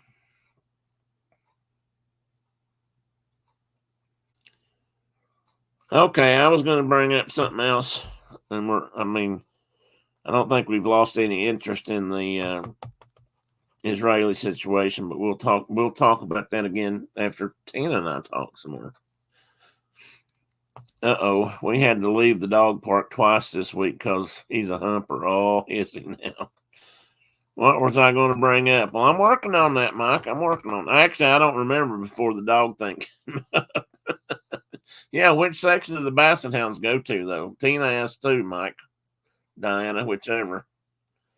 I told my girls I'd play cards with them at 9. Oh, okay. You do that, even though I had a really good story I was going to bring. Come back and watch the rerun when the girls get tired of cards. Although you might not care either. So what I was going to bring up, and don't ask me why, I'm really on a jag right now about, and some of you will probably know why. Some of you may not, but it's okay. Although I suspect you will. But I've been reading and doing some more research on the whole topic of fascist in this country and what we've been through in the past. And I'm more interested right now in history and what the history has been of this country, especially World War II, what led up to and after World War II. Because there's a lot of that been documented, and I've seen some of it on the History Channel and things like that. And I've read some about it, and I'm currently reading a book about it. And it's not a novel. It's not just a story that somebody made up. It's all factual stuff. I mean, in some ways, in that respect, it's probably kind of boring, but it's a good book. I mean, I like it, and I'm learning a lot. And one of the things it turned me on to was a movie. And the movie is called Confessions of a Nazi Spy. And I'll say that again. Confessions of a Nazi Spy. Now, that movie was made in, oh, geez, I shouldn't have said that because I can't remember. 1939, before the war even started. And it is all, hey, buddy, Carol just left and here you are. She'll be so unhappy that you waited till she was gone to stand up and say hi. Did you want to add something? Yes, we've talked about this. He and I have been talking about what's happening to all the poor kitties and dogs over there in Gaza, and who's taking care of them. Mike wants to know if Santa Claus was good to you. Yeah. Not the same as always, huh? You may not have got to open all your Christmas presents yet either, though. Yeah. You might have something else. Can I hold you? Well, can I pick you up? Come here. Oh. He doesn't like me to pick him up. He says it's because he doesn't want to hurt my back. And if he did say that, he'd probably be right. Well, gee, Diana, that's tiny. 30 pounds is a itty bitty. Well, which one's 30 pounds? Who's 30 pounds? Walter? Oh, the small dogs. Well, you don't have any dogs under 30 pounds, do you? Hey, they liked your picture that I posted. Yes, they do. All right, get down. Somehow I think he knows you're watching because when you're not watching, he'll let me hold him for a long time till my arms are so tired I can't hold him up. Oh, your latest dog is up to 7. And just think, Mike, he's not full grown. Anyway, this Confessions of a Nazi Spy is a real story based on the guy who in the late 30s they busted a huge Nazi spy ring in this country. And really what they were after was all the American citizens who were actually forming Nazi fascist groups over here. And believe it or not, there was a lot of them. And I'd seen some. I knew in New York and a couple other places there were big Americanized Nazi youth camps and things like that going on. And there was like a American Fuhrer, they called him, and just a lot of stuff going on. And this one particular guy went undercover for the FBI, and his name was Toro. I had his name here. I looked up his book earlier, but they wrote this. I don't know if he wrote this book or if he wrote it along with them. He's not in the movie.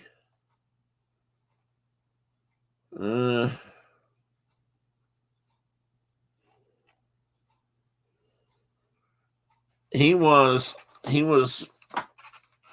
kind of one of the first early deep undercover guys for the FBI.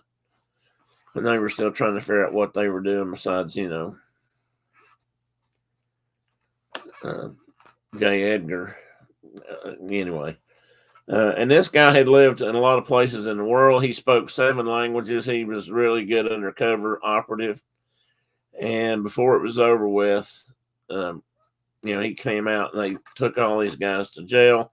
A lot of them got set free by the local juries, who were mostly family members. They found out later a lot of them were related. They were building bombs. They were stealing weapons and ammunition. Back then, they could get machine guns a lot easier than they can now. In fact, they could buy machine guns back then. But they were stealing larger machine guns, more like heavy machine guns that the military would be using. And ammunition, they had 2 or 3, they had some guardsmen, National Guardsmen, who were involved and were helping them get stuff like grenades and bombs and all kinds of things. What? What? It's not time to go upstairs yet. Okay? If you're ready to go, I'll open the door for you, but it's not time. Now don't grab me and tear my flesh.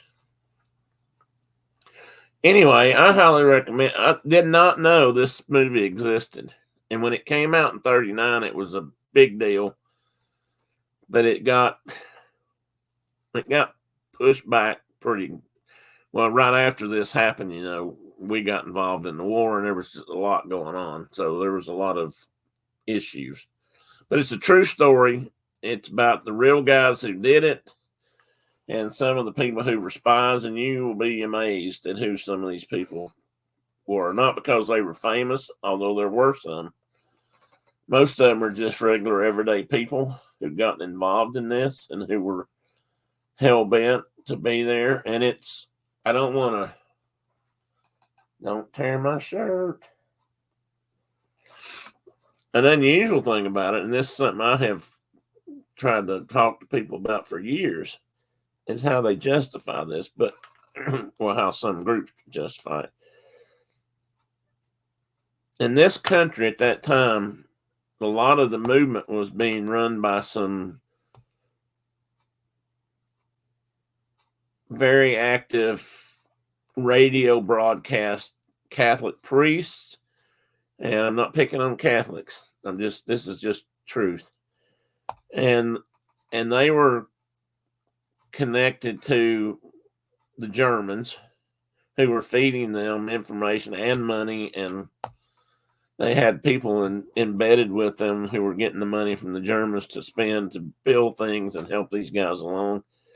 And basically, they were saying that this country was taken over by the Jews and the communists. And if you were Democratic, they said then you were a Jew. You're either a Jew or a communist, and you were probably a Jew anyway. And if you weren't, then you were Catholic. They didn't even like Protestants too much, but they would accept them. But they basically said Christian, so either one, but there was a preference. It's fascinating to study on how things were at that point, if you're interested in history. And this is real life, real history in this country that they don't teach us in schools. I never knew about this one either. Well, I've known about it for a few years now, but I never learned about it when I was younger. I just haven't gotten quite as involved as I have recently. And that's because I've been reading some more books and some more articles about some of it. So I'm going to try to get the movie. Brenda doesn't know that, but she's already left. I haven't found it. Oh, well, you can actually watch it. You can watch it on, I think it's Prime Video has it for a couple of dollars. You can rent it. I just hate to rent one for a couple of dollars when I could buy it for $9 and then I could show it to anybody that was interested. I did not know that about the Catholic Church. Can't trust them now, and he couldn't trust them then. Well, they were involved in Europe. They were thought to be involved there were certain Catholic priests over there that were said to turn their heads when they were taking the Jews into the concentration camps and things. That's been going on for a long. They've been accused of that for a long time. I don't know how much of that is true, and I'm sure it wasn't the entire faith. I don't think all Catholics are evil at all, but I think there probably are some both sides. Yeah, some did, Tina. You're absolutely correct. I'm not saying they weren't, but this is the movement that was going on. That's how they presented themselves. And I mean, so much so that, like I said, when they went to trial, they tried to get the defense tried to get all Catholics on the jury. And I don't know if that'll be in this or not. I don't know how much. I haven't watched it yet. I'm going to. I just learned about it a couple of days ago. And there are a bunch of clips on it, Confessions of a Nazi Spy on YouTube. And like I said, the movie is out there. You can rent it or buy it. And actually, it may be on YouTube TV and movies also. I just noticed that. Let me see what it says. Oh, they got the trailers. The trailers are kind of like Edward G. Robinson's in it. That's about the only guy in it that I knew. And he was a pretty big name actor even back then. Warner Brothers did the movie. I'll read it to you. It says, in the wake of a trial that convicted 4 Nazi agents of spying against the U.S., Warner Brothers became the first Hollywood studio to fire a salvo at Hitler's Germany. Months before World War II erupted, it released this thriller based on revelations that emerged from the trial and other real-life sources. The story is a brisk, connect-the-dots tale that ties German-American Bund, B-U-N-D, which is how that's exactly defined in Germany, but it's groups or not like clubs, probably more like family groups or something that never from an area, or I don't know exactly how you define it. Operatives, and it tells who all's in it that plays the parts. And of course, the FBI agent Edward Renard is Edward G. Robinson. I thought he was playing the big man. The drama wasn't limited to the screen. Production personnel received threats and violence erupted at screenings. They had a lot of protests at the screenings when they showed the movie. Directed with hard-hitting verve by Anatoly Litvak, Confessions of a Nazi Spy struck a nerve. It remains a milestone of filmmaking commitment today. But, we don't ever hear about it. But it was a big deal. It was real. And and I say this, I'm not going to start a discussion about where I think the Nazis are taking over again. But it is interesting that some of the things you hear these days are very similar to things they were hearing back in the 20s and 30s. And to stand around and say, oh, that can never happen here is misguided, maybe. Those who don't learn from history are doomed to repeat. Yes, they are, Tina. That's exactly right. That's why when somebody says, what difference does it make now? I get so mad. Well, you know what? That's a damn good point, Tina. And I tried to tell people that growing up, I didn't know the expression exactly. And then I learned it. I read it because I read. People, a lot of people I knew didn't read. Growing up, as much as I'd like to say they all did, but and if you don't, and I've heard people say, "Oh, we don't want to learn about like the Holocaust. It's too terrible. We don't want to hear about the Holocaust." I'm just using this as a real example I've heard in my life. We don't want to know anything about it. Yes, we agree it happened, but we don't want to know anything about it. Well, how are you going to appreciate how truly horrible it was unless you do learn about it? Unless you know what not to do and what to look for. Most of the German American bunch went to Germany and joined the military there, and yes, they did. A lot of them did. They answered the call. You'd be surprised how many natural-born U.S. citizens left here and went to join the German army before we were ever involved in the war. I'm sure some did afterwards too. Well, they talk about that actually. If you ever watched, and I'm sure some of you have, but the movie A Band of Brothers, they talk about in one of the early scenes in either the second part or the third episode. I think it's part 2, episode 2. That actually comes up. A guy runs into another guy he knew from going to school. And that guy had left and gone back to Germany to fight the war for Germany.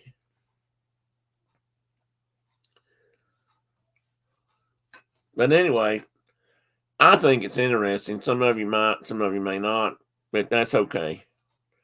But I just wanted to let you. I mean, it didn't last. I read the theaters. I mean, I can't remember now the number.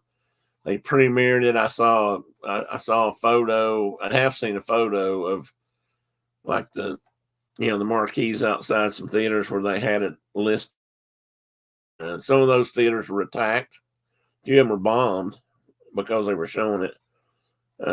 But they did show it. It did get shown, but not a huge amount of people watched it. By today's standards, almost nobody. I don't know if you know any of these people. Edward G. Robinson, of course, like I said, he's the main person I knew. Paul Lucas, Francis, I don't know, that Lettier, George Sanders, and Henry O'Neill were 5 people. I don't know if Frances Lettier was that female or male? Because otherwise, I don't know why they didn't list any females in there. Because there were definitely women actors in it. So that's not nice. But what about Eugene, Oregon? What'd you say, Moses? Did I say something, or did somebody else say something about Eugene, Oregon? I was trying to.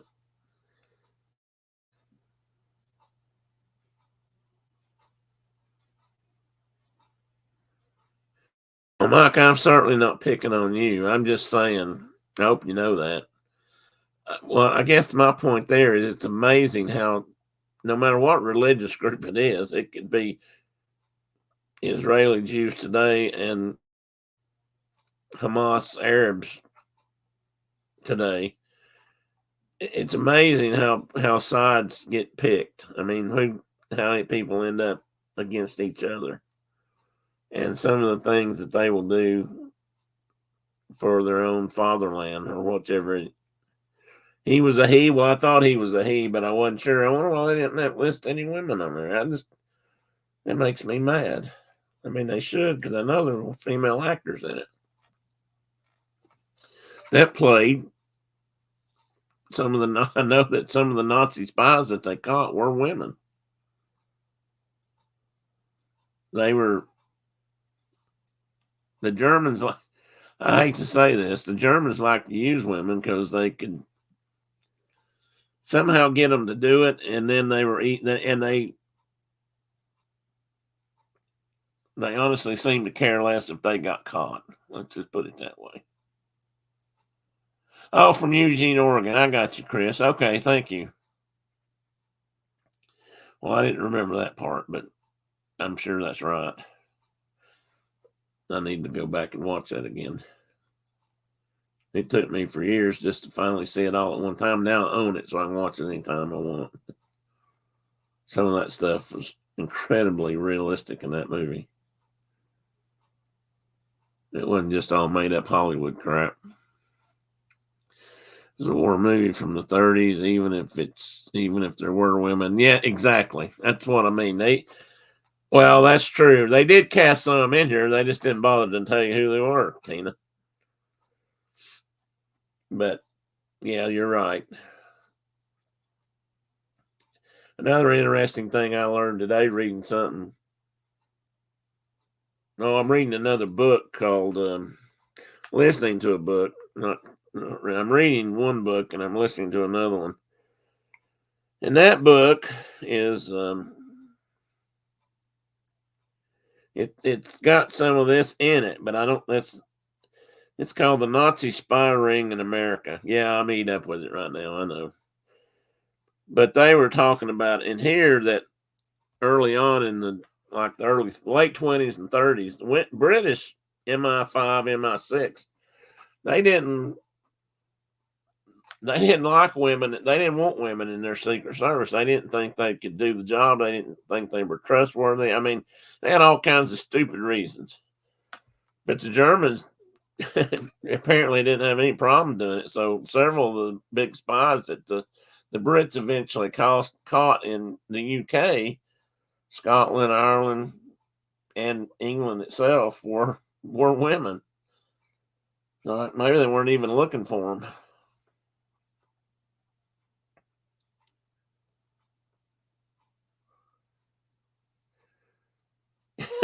No, I don't read it.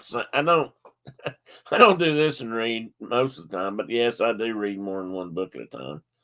I've been doing that all my life, but I'm reading a book at night, and then I've been listening to this one today because for some reason, I seem to have trouble sitting down and reading during the day. I got other things to do. I guess. What's the matter, bud?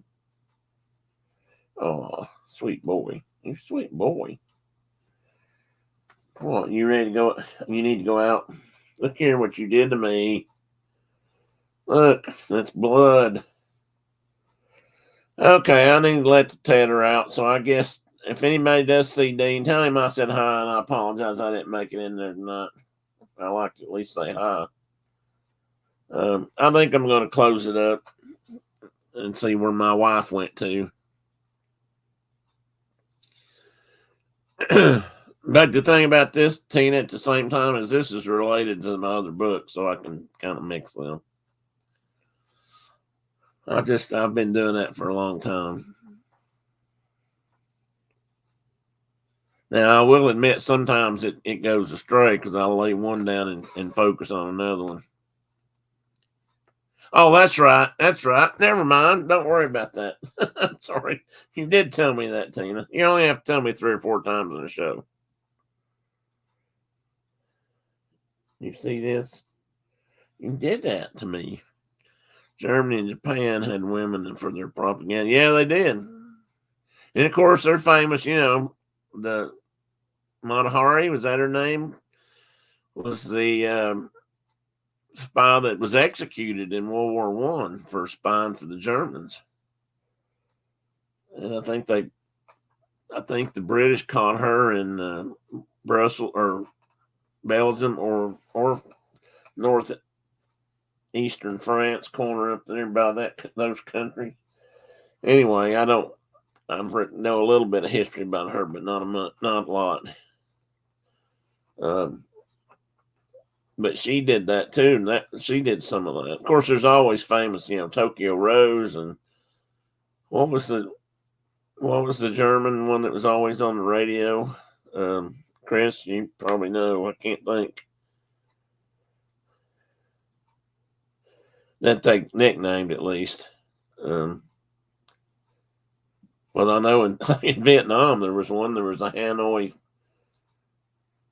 There was somebody, a female, that even did that, spread propaganda like that to the Americans in Vietnam.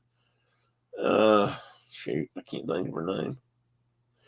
Okay, guys, Tokyo Rose was Japanese American, right? And I think Mata Hari was British German or something, or German British, some combination of the two, and that's usually how they get him. Hannah, Hanoi Hannah, yeah. You might remember who there was a German too that did female that did that. I'm pretty sure. Yes, we will, Mike. We'll work on it some more. Tina and I. We'll talk sometime in a few days, Tina. Yeah, Hanoi Jane was Jane Fonda. That's very true. I know some Vietnam vets that to this day won't say her name without spitting. I don't know. It was a troubled time. Let's just say that. Anyway, guys.